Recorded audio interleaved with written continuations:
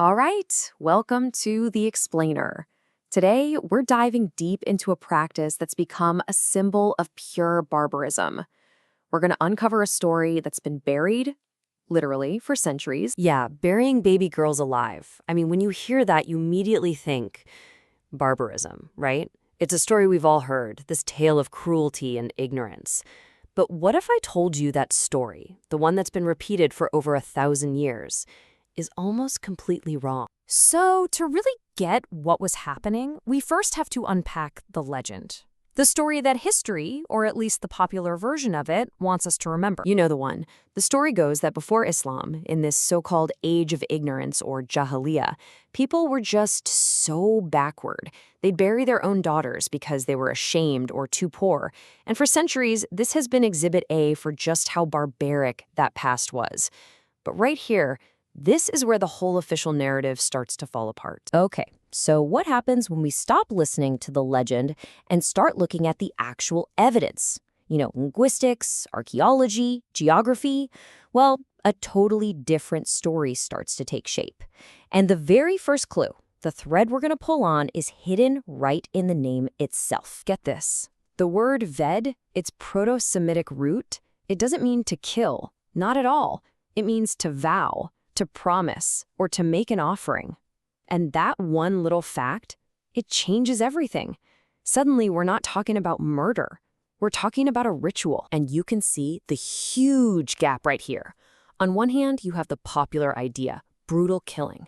But on the other, the root of the word itself points to something else entirely, a sacred offering, an adak. And listen, this isn't just playing with words. This is about a fundamentally different act, with a totally different meaning. So the language points to a ritual. What about the archaeology? Well, it lines up perfectly.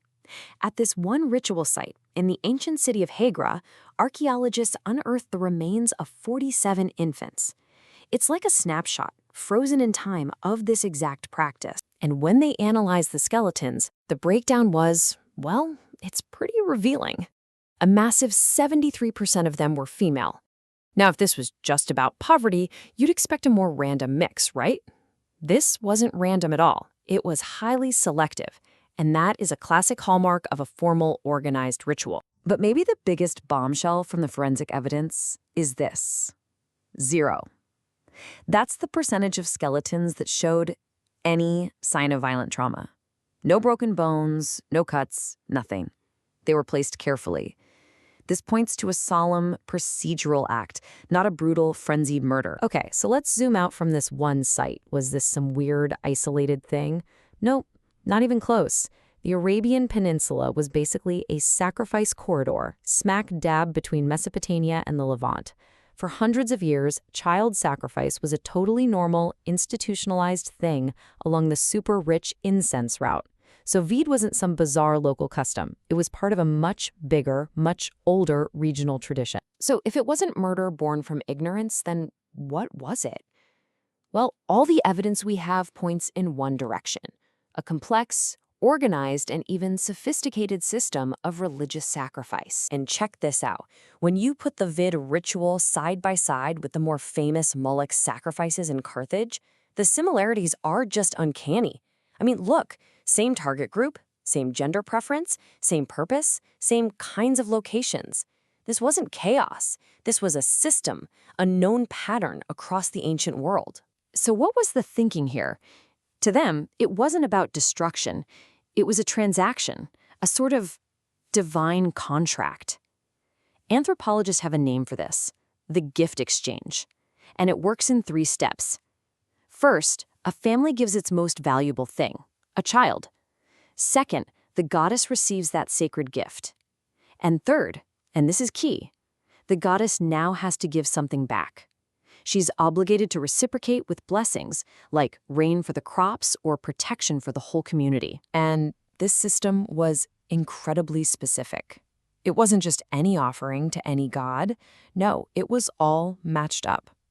Young girls were offered to Alat, the goddess of fertility. It was symbolic, mirroring her power. Strong, healthy girls went to Al-Azza, the goddess of war and power.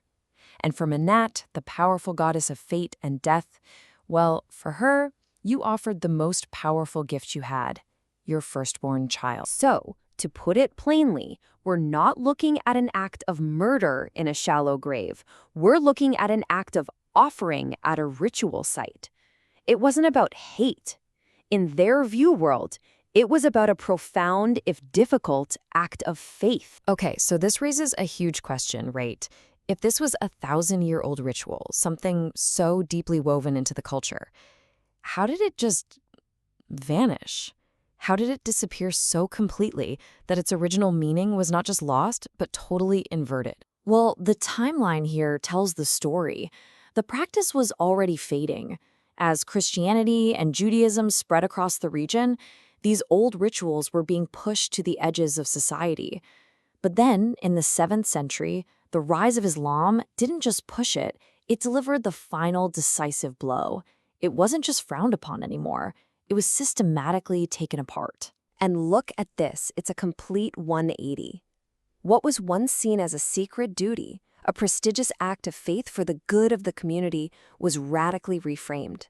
It became a barbaric sin. It became the poster child for the age of ignorance, the Jahiliyyah. And this wasn't an accident. This was a deliberate rewrite of history. First, you demolish it theologically. You label it a demonic sin. Then you stigmatize it socially. You brand anyone who did it as cruel and ignorant. Pretty soon, nobody wants anything to do with it. And just like that, within a couple of generations, a sacred tradition is only remembered as a terrible crime. It creates the perfect story, a dark, ignorant past that desperately needed to be saved. So why does any of this matter now? Why dig all this up?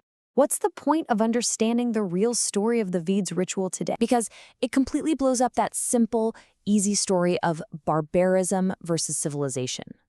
That's a really powerful narrative.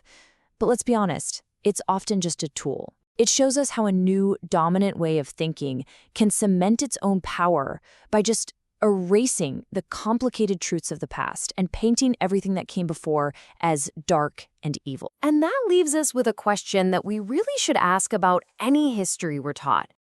Who is writing this story? Who gets to decide what the official version is?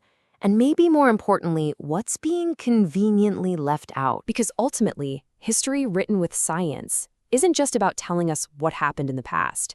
It's about building the future. The point isn't to judge these ancient people, but to understand their world on its own terms. And when we do that, when we use evidence to question the stories we're told, we become better at seeing through the simple narratives we're handed every single day.